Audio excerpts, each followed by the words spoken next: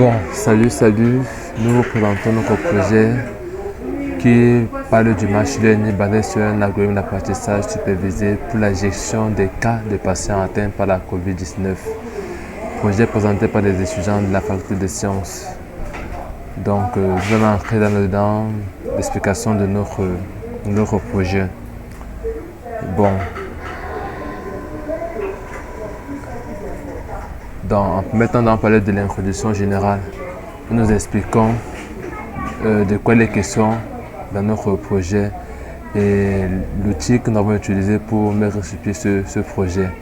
En rentrant dans parler de l'apprentissage automatique, c'est quoi l'apprentissage automatique? Dans l'introduction, les concepts de l'apprentissage automatique avec des images qui illustrent cela. Les types d'apprentissage automatique, l'apprentissage supervisé, l'apprentissage non supervisé, l'apprentissage semi-supervisé. Et avant de nous parler des machines à vecteurs de support, on a présenté les fonctions de discrimination linéaire et hyperplan séparateur et avec des schémas. Et on a également présenté les formules primales, les formules duales que nous avons appris de notre cours sur la recherche opérationnelle concernant la programmation linéaire. Donc reste là un cas non séparable. Donc voici un cas d'étude pratique de la COVID-19. Donc l'objectif était de prédire si une personne est infectée à partir des données qu'on reçoit de la clinique. Donc nous avons présenté en premier l'acquisition des données, l'analyse et exploration des données. Et le but est de comprendre le mieux possible des données et développer une première stratégie de modélisation. Donc on présente l'analyse de la forme par des variables target et on importe un dataset par la fonction là. Donc l'analyse des valeurs manquantes.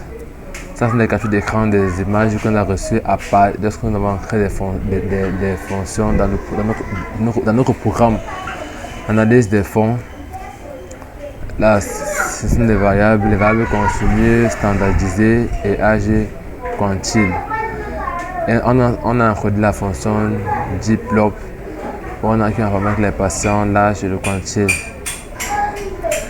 Donc, la dataset et les targets des variables.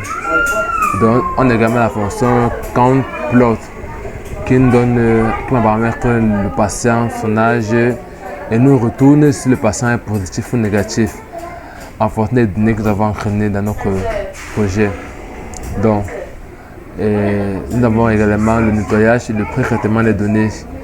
Donc ici, l'objectif est de transformer la dataset pour le mettre dans un format propice au machine learning.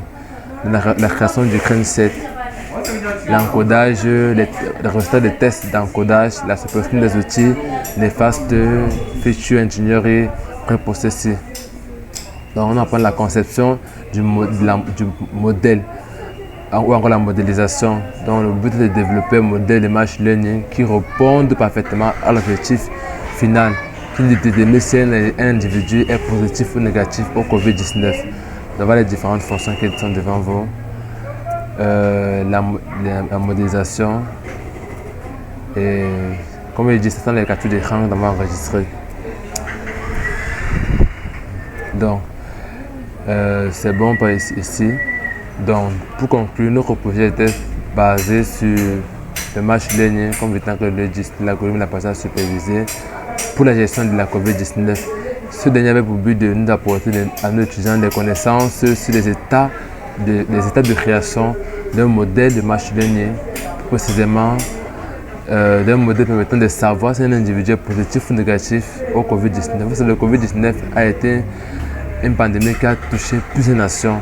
Et dont les conséquences ont été dévastateurs. Donc cela nous a aidé à approfondir nos recherches là-dessus, puisqu'il y a certains pays qui sont atteints par ces dernières pandémies. Donc nous avons également mis la source où nous avons tiré notre projet. Donc ceci, merci beaucoup pour votre attention et passez une bonne soirée.